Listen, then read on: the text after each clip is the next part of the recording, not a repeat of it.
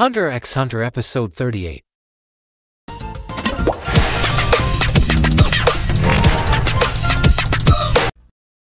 Ginonggon, Tinong Kiluwa, binabati ko kayo at makakapunta na kayo sa ika-100 palapag. Wala yun, Binibini. Ang gusto namin ay sa pinakamataas na palapag. Ang mga manlalaro sa ika-100 palapag ay nagkakaroon ng pribadong kwarto at lalaki ang premyo. Alam ko na rin yun. Pribadong kwarto? Hindi na tayo makakalaro ng paluan ng unan ngayon.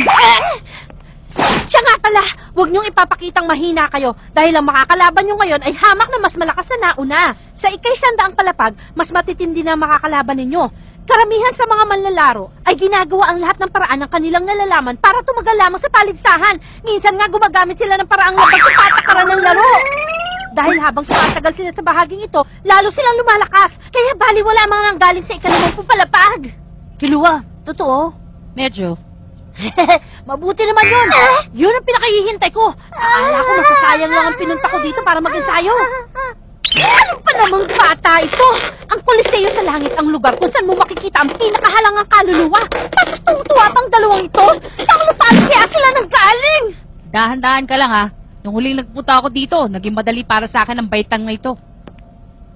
Kailan ba yun? 6 na taong gulang ako. 6 na taong gulang ka pa lang? Tayo na, Gon! Oo. Sana ay makita ko kayo uling sumakay dito sa elevator.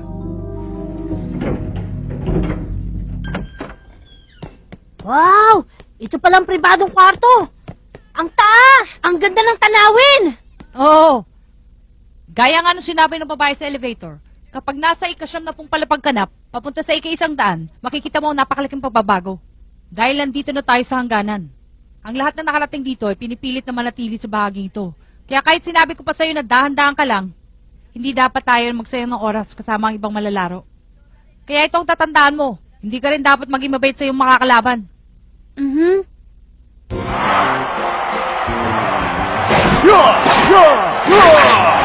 Kabatay, pagklase ka! Hindi katulad ng mga nauna. Alam mo, unasan mo man ang uhog mo, hindi mo rin ako matatalo. Alam mo bang 100 manlalaro na pinabagsak ko sa labanang ito? Kaya mabuti pa, sumuko ka na lang sa laban nito. Ananalo! Si Don! Bali wala mga manlalaro dito. Asukuro! Si Kiluwa! Lapit na rin! Oo, nandyan na! Tatlong araw lamang po ang kinailangan nila Ginonggon at Ginong Kiluwa para makapunta sa ika-150 palapag. Madali na lang tinalo ang 7 kalaban. At hindi lang yon mga kaibigan. Wala man lang minsan nakatama sa kanila hanggang kailan kaya nila dadali ng swerte ito sa... Ginawa namin yon para manalo. Huwag mo sabing swerte yun. Pero nakakaya. Nung unang punta ko dito, inabot ako ng 2 buwan para makarating sa ika-150 palapag.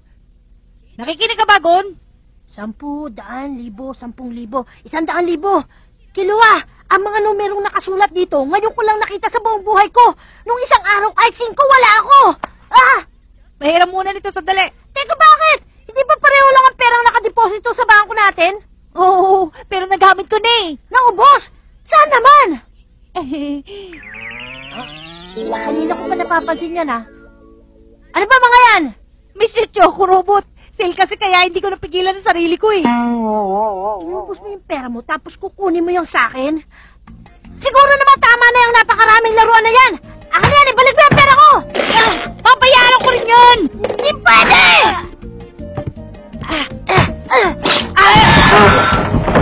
Hindi ka dapat nagsasayang ng pera, Kiluwa. Si Mr. Choco Robot hindi pag-aspay ng pera! O ano ha? Teka! Aray!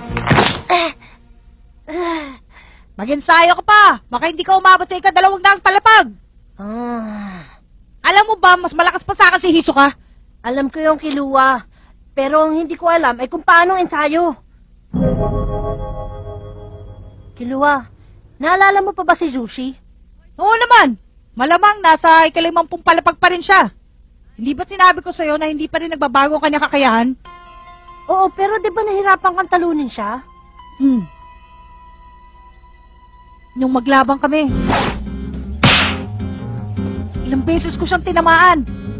Pero nakakatayo pa rin siya para lumaban. Nagulat ako sa kanya.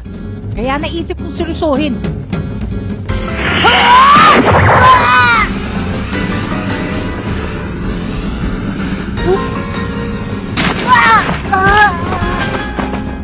Napalakas yata. Malumha siya at bumagsak. 10 puntos. Ang nanalo ay si Kilua.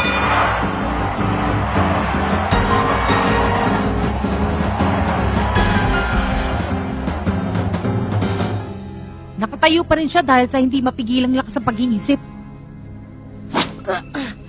Sa palagay mo ba may kinalaman dito yung Ren na binanggit ni Ginoong Wing noon? Oo, Ang Ren?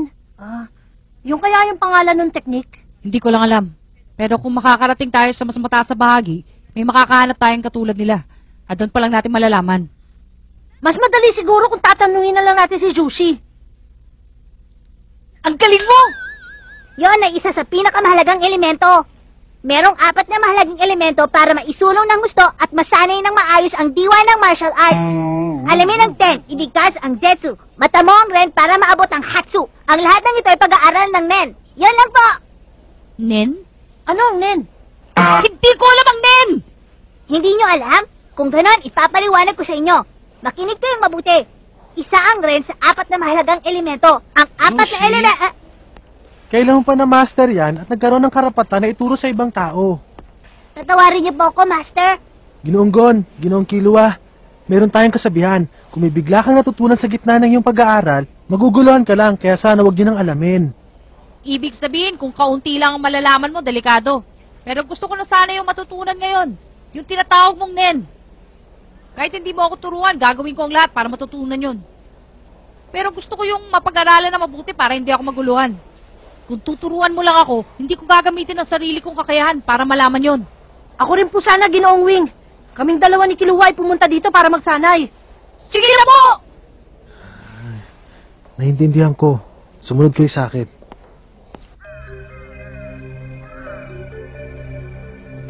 Ang Nen ay ang pagpapainit sa inyong espiritu. Kaya nitong palakasin ang inyong isipan. Ang paraan para maisagawa ang Nen ay nahahati sa 4 na sistema. Binubuo rin ng 4 na elemento, ang Ten, Zetsu, Ren, at Hatsu. Ang una sa lahat ay kailangan mo ng konsentrasyon para masiguro mo kung ano talaga ang dapat mong gawin. Dito mo gagamitin ang Ten. Kasunod naman ng Zetsu para malaman mong laman ng iyong isip. Gamitin ang Ren para sa determinasyon at ang Hatsu para maisagawa ang iyong balak. Ginoong Killua, nung gamitin ni Jushi ang Ren, ay natakot kang baka hindi mo siya matalo. Maganda kung subukan natin, kaysa naririnig nyo lang ito. Ginoong Killua, pwede ka bang tumayo? Iisipin ko na gusto kitang tapusin. Handa ka na ba? Sige, pwede. Pero imposible yun. Sisimulan natin sa umpisa. 10.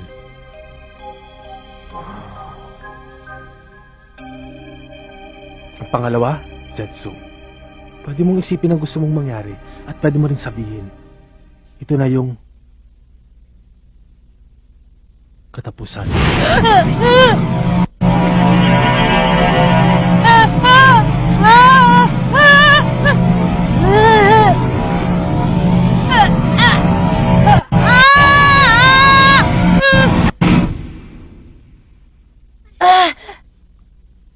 Ang tawag doon ay Ren. Kung ang Ren o ang determinasyon mo ay malakas, didiretso ito at magiging Hatsu. Sabi nila dito raw nagsimula ang kayabangan. Ibig sabihin, kung magugulat sa iyo ang kalaban, siguradong tatakbo na siya. Minsan ay magiging matigas ang iyong ulo at hindi mo na rin malalaman kung tama pa o mali na iyong ginagawa dahil nga sa Ren. Dapat lang na dahan-dahanin mo ang paggamit nito bago niya kainin ang buo mong pagkatao. Kayong tatlo, simulan niyo ng pagsasanay para maalagaan yung inyong kalooban. Kung gusto niyong matutunan ng Nen, dapat ay mapaghusay niyo muna ang inyong sarili sa pag-aaral ng Ten. Kapag magaling na kayo sa 10, siguradong hindi na kayo tatalon ng inyong makakalaban. Maraming salamat po!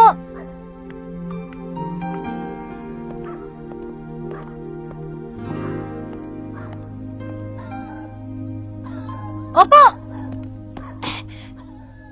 Yushi, ayos lang yun. Opo!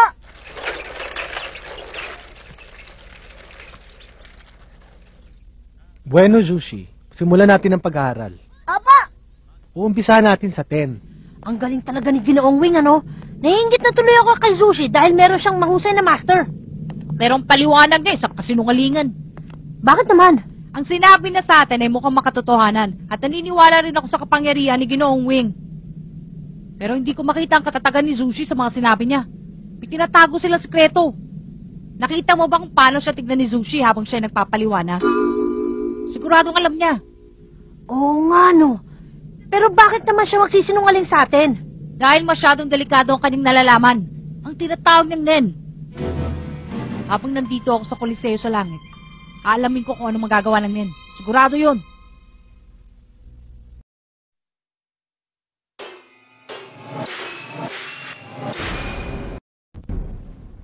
Anong problema, Zushi? Mukhang nababaga pang iyong 10. Master, hindi ko maintindihan kung bakit ka nagsinungaling. Nagsinungaling? Tungkol ba yan doon sa pagpapaliwanag ko sa kanila? Yun nga po, ang 4 na elemento ay Ten, Jetsu, Ren at Hatsu. Pero ang mga ibig sabihin ay hindi tugma. Nagsinungaling ka ba dahil hindi mo sila estudyante? Hindi ako nagsinungaling. Ang Nen ng masigasig na kalooban ay isang mahalagang pagsasanay para mapalakas ang iyong espiritu. Nang sa ganon ay magamit mo ang iyong kapangyarihang tumapos ng buhay. Hindi ko talaga ito ituturo sa kung sino-sino lang. Dahil masyado mapanganib ang kakayahang ito. Lalo na kung ang taong gagamit ay irresponsable.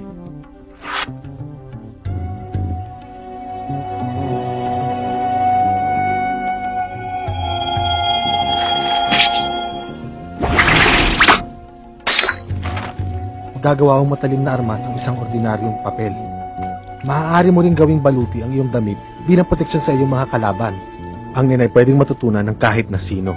Kaya ang katulad ko ay dapat mamili kung sino lang ang dapat nilang turuan. Master Wing, akin ang aklat na yan at hindi ko pa nababasa. Sa akin din yung soft drinks na yun. Patawad! Ibang klase talaga mga kaibigan. Ang manlalarong Tugon at si Kilo ay natapos ang 170 palapag sa loob lamang ng 1 linggo at walang kagalos-galos. Nahihiya pa rin ako sa sarili ko. Huh? 2 taon nang binuno ko noon para makarating sa 200 palapag. Samantala ikaw. Siyempre dahil 6 na taon ka pa lang nung unang punta mo dito, hindi ba? Oo, pero kahit na... Ayan na, paket na po tayo. Hi, kumusta? Nakarating na sila kagad sa 200 palapag? Opo, sa bagay magaling naman talaga ang dalawang yon. Master? Paano na, Wing? Ano kayang meron sa 200 palapag? Hindi ko alam. Nakaabot ako dito pero hindi ako nagparehistro noon. Kaya hindi ko masasagot ang tanong mong yan. Binibini, ano bang meron sa... Binibini? Hindi mo alam. Kung gano'n, wala ka naman palang pakinabang. Kiluwa. Bumababa na talaga ang kalidad ng lugar na to. Dapat tinuturuan nila mga tauhan nila. Kiluwa, tama na. Kung hindi naman, dapat mas magagandang babae inuupahan nila. Sabi ng kanya, Kiluwa. Sumasapla na kaya!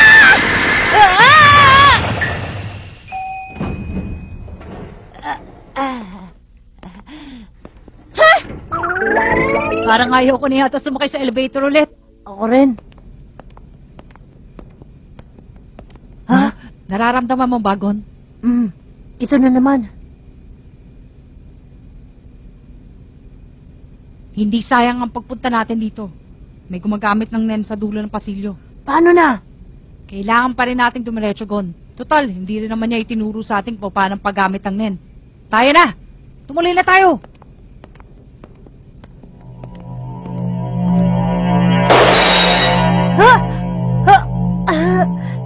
Hindi ako makagalaw.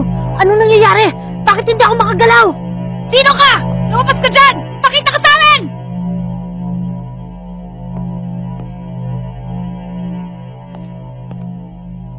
Ginoong Gon at Ginoong Kiluwa, tama pa ako? Nandito po ang lugar kung saan kayo magpapatala. Hali kayo! Kumpletuhin niyo po ang pagpaparehistro para sa 200 palapag. Kapag lumampas kayo sa 12:00 ng gabi, hindi na kayo maaaring magparehistro. Gusto ko rin ipaalam sa inyo na sa bahaging ito, kahit anong paraan ay pwede niyong gamitin sa pakikipaglaban. Kahit ano. Ang puwersang yun, nanggagaling ba sa kanya? Hindi ko alam. Sa bahaging ito, hindi pera ang mapapanalunan ng bawat mananalong manlalaro. Ang tatanggapin niyo ay karangalan. Sana makilaw kayo pagkatapos niyo magparehistro. Hiso ka! Anong ginagawa mo dito? Ano naman klaseng reaksyon yan, mga bata? Anong ginagawa ko dito? Ito ang kasagutan. Dinala ako sa lugar na to ng aking baraha. Sinabi sa akin ng barahang ito na tayong tatlo ay isang tadhana. Binibiro ko lang kayo. Hindi talaga yun ang sinasabi ng tadhana, kundi inayos ko lang ang lahat. Ginamit mo ang computer network nung pumunta kayo dito, di ba? Nakalimutan mo yata ang madali kong makikita doon kahit saan lupalop ka pa ng mundo pumunta. Kaya naman ang ginawa ko, inunahan ko na kayong pumunta sa lugar na ito at maghintay. Naramdaman ko kasi makakaabot kayo sa bahaging ito ng paligsahan. Ano ka? Tagahanga ni Gon? Hindi naman Isa ako regular na miyembro ng paligsahang ito. Matagal na rin ako nakarating dito sa 200 palapag. Kaya bilang nakatatandang miyembro, isa lang ang maipapayo ko sa inyo. Masyado pa kayo mga bata, kaya bawasan nyo ng inyong kayabangan.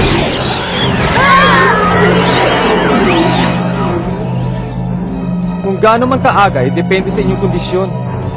Bumalik na lang kayo. Pero sa mga oras na ito, hindi pa kayo handa Tumigil ka! Ginawa namin ang lahat para makarating dito! Kaya nyo ba ako lampasan?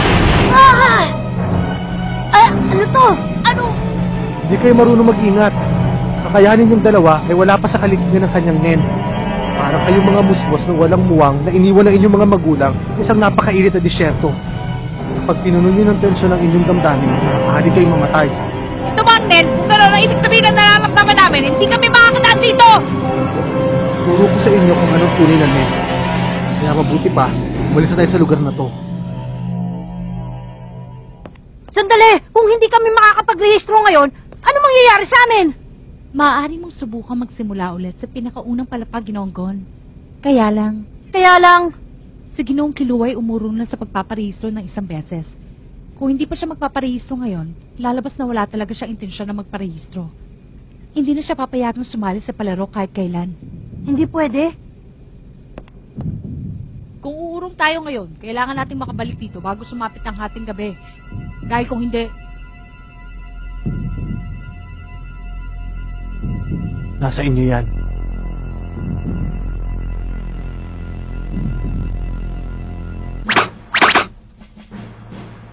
Yan ang tunay na nen. May painit-init ka pa na espiritu. Nagtiwala kami sa'yo. Paano mo nagawa magsinungaling sa amin? Ano klase kang guro? Ginong Kilua, nakikita ko sa iyong mga mata na talaga interesado kang matutunan ng nen. Ano naman ang dahilan mo? Dahil konektado yan sa sekreto kapangyarihan ng aking kapatid. Ang kapatid mo'y gumagamit ng nen? Oo, sigurado yun.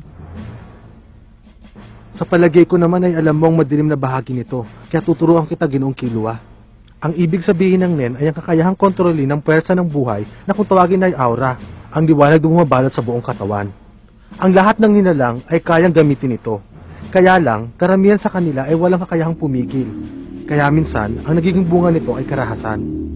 Ang teknik para maitago ang puwersa sa loob ng katawan ay tinatawag na ten. Kapag ginamit mo ito, lalong lalakas ang iyong katawan at kaya mong panatiliin ang iyong kabataan. Sunod ay ang Zetsu.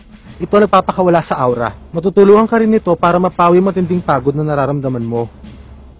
Ang Ren naman ay magagamit mo para lalo mapalakas ang iyong aura. Nararamdaman nyo na ba? Oo, nararamdaman ko. Pero hindi ganito yung naramdaman ko kanina. Iyon ay dahil hindi masama ang aking intensyon. Matalas ang kanilang pakiramdam. Hindi nila alam ang teknik, pero nararamdaman nila ng buong puso. Ang aurang enerhiya na nanggagaling sa loob ng isang nilalang. Kaya mas malakas ang epekto nito kapag ginamit mo sa iyong kapwa. Masama man o mabuti ang intensyon. Kapag masama ang iyong binabalak at ginamit mo ito sa isang tao, maaaring matapos ang kanyang buhay. Kung gusto mo protektahan ang iyong sarili laban sa tao gumagamit ng nen, dapat lamang na marunong ka rin gumamit nito. Pangil sa pangil? Tapang sa tapang, yun ba ibig mo sabihin? Proteksyon laban sa ten. Kailangan mong labanan ng aura ng iyong kalaban gamit ang sarili mong aura. Kung hindi,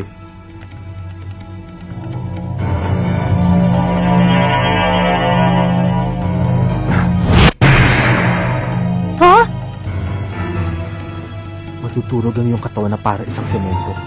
Madudurog. Naiintindihan niyo ba? Oo, naiintindihan ko na yung tatlo. Tatlo? Anong mga iyon? Kung gaano kalakas ang kapangyarihan ng sinasabi mong nen, kailangan mong matutunan ng nen kung gusto mo itong mapigilan. At saka, ibang klase ka talagang guro! Wala kang kasing puso! Siyempre. Ay, nako.